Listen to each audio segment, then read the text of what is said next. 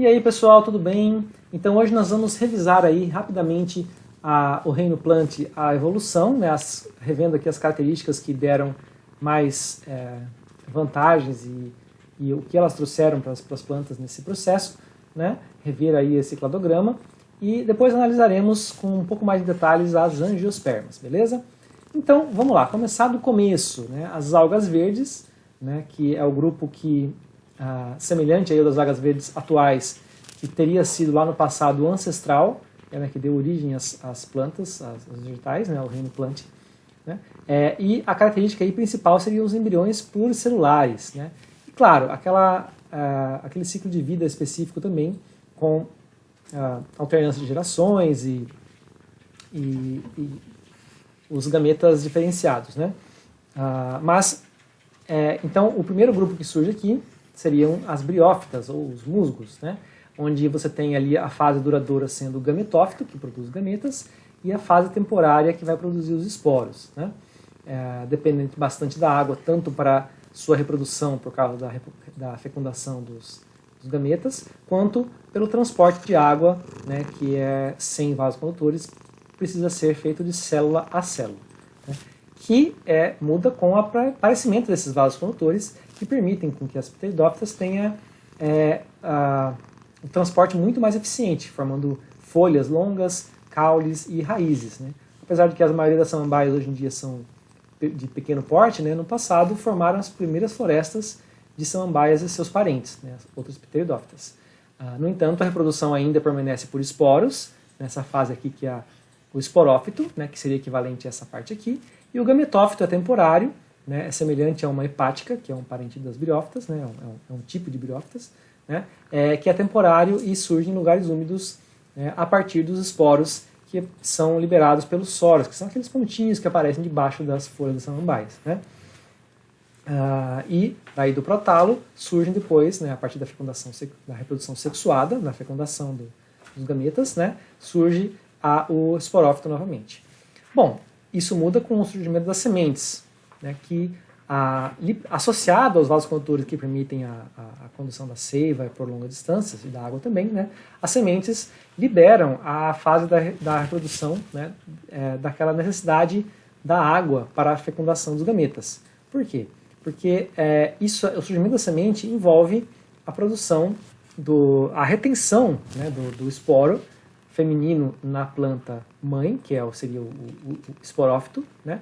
Então aquele esporo feminino vai dar origem ao gametófito na planta mãe, onde ele vai ser fecundado pelo grão de pólen, que é uma versão ali, um desenvolvimento do esporo, que seria o gametófito masculino. Né? Então a fecundação vai acontecer lá na planta mãe, né? Ou no corpo aqui na planta, no esporófito, né? Que livra ela da necessidade de um ambiente úmido para ocorrer esse processo. Afinal, ela tem raízes longas, né? E que podem buscar água em grandes profundidades e levar até lá em cima. Então, a água aqui, claro, não sei que ela viva num lugar completamente seco, ela não vai ser tanto um problema. Tanto que tem gimnospermas que vivem em ambientes desérticos, né? Sem maiores problemas, aí, tendo adaptações para suportar essas adversidades. E as sementes também, né, sendo que essa planta aqui ela tem condições de prover a semente, ela já pode ter uma reserva de água, uma reserva de alimento, que pode permitir ao embrião desenvolver-se por um bom tempo aí, sem necessidade de se preocupar com fotossíntese ou com falta d'água, bastando ele fazer o uso das suas reservas. Né? Então, pólen, sementes, né, foram fundamentais para liberar de vez, né, as plantas da necessidade de um ambiente bastante úmido. Né? E por fim, aparecem os frutos e flores, que pegam o que já existia aqui nas gimnospermas e melhoram ainda mais, né, fazendo com que as flores, o processo de fecundação, né, através do pólen, né, as flores fazendo com que o processo de polinização seja muito mais eficiente do que nas gimnospermas, né, e os frutos fazendo com que a dispersão das sementes seja otimizada também. Né.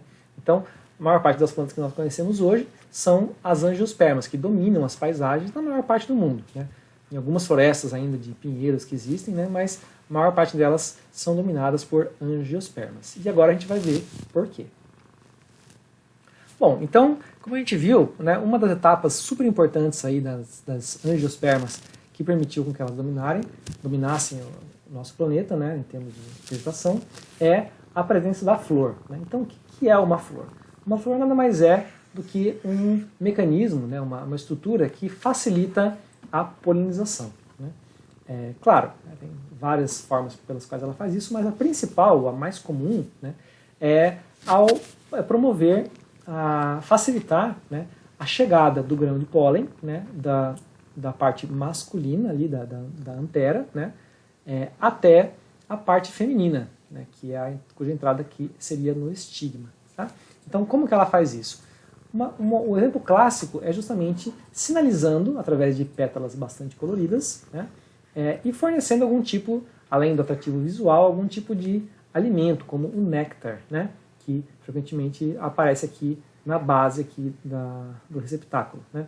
Então, abelhas, beija-flores, né, e borboletas costumam alimentar-se dessa reserva aqui de açúcar, né, um alimento açucarado, e nisso ele carrega, né, os grãos de pólen aqui, que de flor em flor, que vai acabar caindo eventualmente aqui no estigma e vai promover a fecundação. Como que acontece então isso?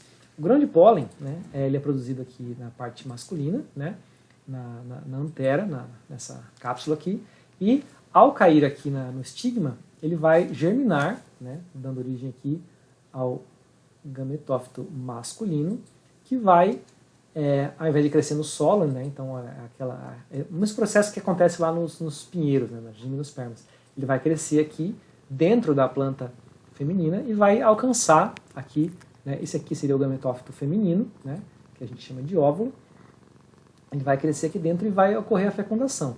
Então aquela etapa que acontecia lá nos musgos, nas briófitas, né, e nas pteridófitas, que são as samambaias, acontecia na água, no ambiente úmido. Né. Aqui não precisa se dar esse trabalho, acontece dentro da própria planta que está suportando aqui, que está carregando essa flor. Né. No caso dos pinheiros, esse processo acontece de forma semelhante, mas acontece lá na pinha. Né. E o que acontece aqui, né, é que a diferença é que lá nos pinheiros, normalmente, esse processo acontece por ação do vento. Né? O pólen é levado pelo vento até a parte feminina. Aqui, né, o meio de transporte normalmente é um animal, um polinizador. Né? Claro, o polinizador, no caso das angiospermas, também pode ser o vento. Né? As gramíneas, por exemplo, usam bastante o vento para polinização, porque elas crescem normalmente em lugares abertos, próximas umas das outras, então o vento facilita bastante. Mas muitas angiospermas, né, sem a possibilidade, ou sendo muito difícil contar com o vento para isso, porque você precisa de muito pólen, né, de condições muito favoráveis, você utiliza de um animal que vai ser atraído por essa flor vistosa e com um alimento, e vai um serviço de entrega exclusivo praticamente, né, que vai levar o pólen do feminino, do masculino de uma flor para o feminino de outra, né, sem maiores problemas. Né? Claro, tem um custo energético no néctar, mas é compensado pela distância que um animal pode percorrer e garantir que aquele pólen vai ser entregue, né, no lugar certo. Bom, como nós estamos vendo aqui, né, o ovário, né, que é essa parte aqui onde o óvulo está, ele pode ter vários formatos, né, então pode ter um óvulo, pode ter vários óvulos, né, dentro daquele ovário, maneiras de organização, né, pode estar formado por uma folha, ou 3 folhas, ou 2 folhas, né, e a inserção pode ser aqui central, ou nas paredes, né, então são várias maneiras de se organizar o ovário. Depois a gente vai ver por que isso é importante também.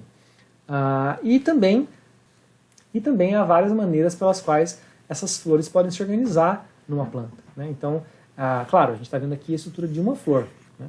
Mas uma flor, ela frequentemente se encontra em uma inflorescência, que é um conjunto de flores. Né? Então, a estrutura de uma flor ela é bem simples. Né? Tem aqui o pedúnculo, né? O receptáculo, que é a base, né? As sépalas, que são aquelas folhas modificadas verdes, né? as pétalas, que são aquelas folhas modificadas normalmente coloridas, né?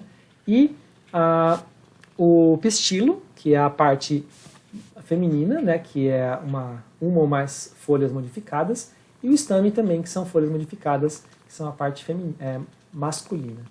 Parte feminina, pistilo, parte masculina, estame. Agora, isso é uma flor. E isso aqui? O famoso girassol e as margaridas são uma flor? Não. Né? Isso aqui são várias flores. Mas como assim várias flores? Então vamos ver aqui o que são inflorescências. Né? Então, por exemplo, olha só. O que tem aqui? Ó? Cada bolinha dessa aqui representa uma flor. Né? Então, aqui tem uma inflorescência no tipo corimbo, que é um ramo, né, onde várias flores são formadas aqui na ponta de cada ramificação. Né? Aqui uma umbela, né? Umbela que vem de guarda-chuva, né? A origem da palavra. Né? Então, olha só, são várias florzinhas partindo de um ponto central, os ramos, né? E cada ponta tem uma florzinha. Inclusive, isso aqui é um padrão que se encontra na flor na inflorescência da cenoura. Né? Isso aqui é uma flor de cenoura. Né? Você pode ter várias umbelas juntas, formando uma umbela composta. Né? Você pode ter uma espiga, que aparece onde? No milho, por exemplo. Né? Então são várias florzinhas. Espera aí, mas milho tem flor? Tem. Né? E a gente só vê, né, a parte final do estilete aqui e das anteras, que é o que fica para fora, que é aquele cabelinho do milho. Né? Então a gente vê só esses finalzinhos aqui, o resto fica tudo fechado aqui por folhas modificadas que cobrem todas as flores. Né? Cima, amento, então são várias formas ali. Aqui, se você for passear aí por um jardim, você vai ver que as plantas elas possuem vários tipos aí dessas composições de flores, né? Como a gente pode ver aqui. E aqui, ó, o capítulo, né, é o que a gente vê aqui no girassol. Então, cada uma dessas florzinhas aqui, né, dentro de uma cabeça de um girassol ou de uma margarida, né, é uma flor. Né? Então, isso aqui tudo não é uma flor, é uma inflorescência. Né? As flores na borda, elas desenvolvem aqui essa folha modificada que fica como se fosse a pétala, né? E as florzinhas do meio, elas se especializam em produzir as partes sexuais, né, que vão dar ali depois onde vai formar a semente. Né? E aí a gente passa para a próxima fase, porque aqui está mostrando, olha só, daqui do ovário está mostrando um fruto. Então, como é que funciona isso? E qual que é a função do fruto? Bom, então a função da flor basicamente é um otimizador da polinização, frequentemente convocando aí a parceria de animais, né, que vão fazer isso, e às vezes também pela ação do vento. Mas, e o fruto? O que o fruto faz? O fruto ele tem a função de dispersar as sementes. Né? Então, olha só o que acontece. Aqui tem uma flor de tomate, né, e aqui tem um fruto de tomate. E se vocês prestarem atenção, o que está acontecendo? Olha só, né, aqui é o ovário do tomate, e aqui é o fruto do tomate. Peraí, mas tomate é um fruto? Sim. Né? Fruto é a estrutura vegetal que carrega a semente. Então, o tomate é um fruto. Pode não ser uma fruta, né? Mas ele é um fruto. Qual é a diferença? Fruto é o resultado do desenvolvimento do ovário. Né? Então, olha só. O que é o ovário aqui? Ó? Tem os óvulos, né? E cada óvulo aqui, quando esse ovário se desenvolve depois, né, de feita a polinização, cada óvulo vai virar uma semente e o ovário em si, ele vai ficar super mega desenvolvido e vai dar origem ao tomate, né, a polpa do tomate aqui. Né? A parte aqui, as pétalas caem, as sépalas ficam lá ainda até o final, né, do desenvolvimento do fruto, que quando você pega um tomate ainda com um cabinho lá, ele tem essas sépalas, né, e as pétalas já se foram. E o que sobra aqui é esse desenvolvimento das sementes e do ovário, né, no tomateiro. Aqui dá para ver aqui até na pontinha, né, teria o restinho do estigma, né, que quase desaparece ali no meio dessa fartura toda de tomate que nós temos, né, e basicamente isso é um fruto. Mas e o que é uma fruta? Normalmente a gente chama de fruta aqueles frutos que são doces e que a gente come aí. Mas, por exemplo, tem outros que são frutos que a gente não conhece por fruto. Por exemplo, uma vagem aqui, um feijão vagem, por exemplo, é um fruto. Né? Dentro de um feijão vagem nós temos as sementes. Né? Só que a vagem em si seria equivalente ao tomate, né? a polpa aqui do tomate, né? E a semente lá dentro seria equivalente às sementes aqui. Uma mamona também é um fruto, né? A gente não come, né? Até porque as sementes todas são tóxicas, né? São altamente venenosas, mas é um fruto, né? As gramíneas também têm frutos, né? São frutos muito pequenos, né? E eles meio que se confundem com as sementes, porque eles não são frutos carnosos, porque a função deles, né, a dispersão deles é bem mais simples, né, no caso aqui, do que esses frutos maiores, né, que são comidos por animais frequentemente, e as sementes têm que passar inteiras, né. Então, o milho, né, o milho também é um fruto, né, cada grãozinho de milho é um fruto. Ah, mas e a semente? A semente é quase, equivale ao fruto ali, eles são estruturas que crescem tão juntas ali que a gente não consegue muito bem diferenciar, né. E olha só, né, o dente de leão ou o carrapicho famoso, né, também são frutos, né, porque aqui dentro, né, tem uma sementinha, aqui dentro tem uma sementinha, e isso aqui é o fruto. Tá? Esse paraquedas aqui é um fruto voador, né, que, diferente do tomate, né, que é um fruto que serve para ser comido, e a semente sai ali pelo sistema digestório, né, sai nas fezes do animal que comeu. Aqui, a função desse fruto é voar e depositar a semente, né, no local distante. Assim como a do carrapicho, né, essas variedades de carrapicho aqui, isso aqui também é um fruto, né? Na verdade, isso aqui é tipo como se fosse uma vagem, né? Só que ela é meio pegajosa, tem os ganchos, né, e acaba se grudando aí no pelo, na roupa, né, de um ser humano, e vai soltar essa semente que está aqui dentro num local distante. Então é um fruto que nem voa e nem é comido, mas ele ele pega carona, vamos dizer assim, né? Bom, então isso basicamente é um fruto, né? É uma forma de dispersar a semente, é uma proteção à semente, né? Que lembra, não acontece aqui nas gimnospermas. Nas gimnospermas, inclusive, a semente é nua, né? Gimno, nuas, semente, esperma, tá? Então a semente é nua significa que ela cai, né? E se um animal come a semente, já era, né? Então o pinhão, por exemplo, é uma semente nua. Quando a pinha cai e a semente está lá, um monte de bicho vai lá, a gente inclusive come a semente, e aquela semente que foi comida não vai mais germinar.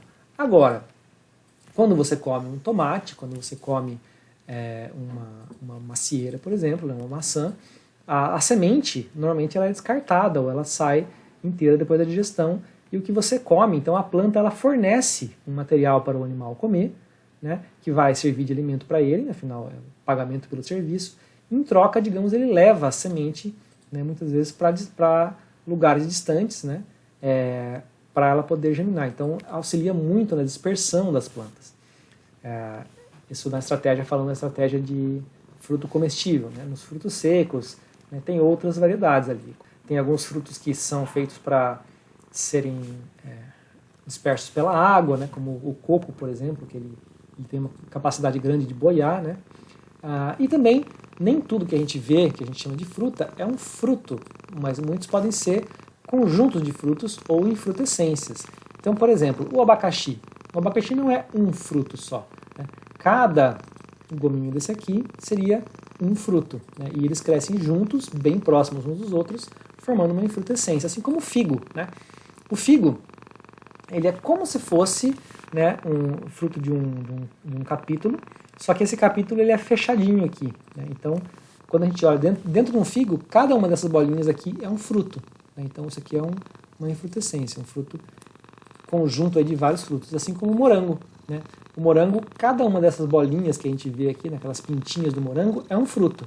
E o que é essa massa branca e vermelha que tem aqui embaixo? A carne do morango, que é o que a gente mais come, né, seria a base onde as flores estão ligadas, e que ela incha bastante e dá origem a essa massa carnosa que a gente come. Assim como na maçã, né?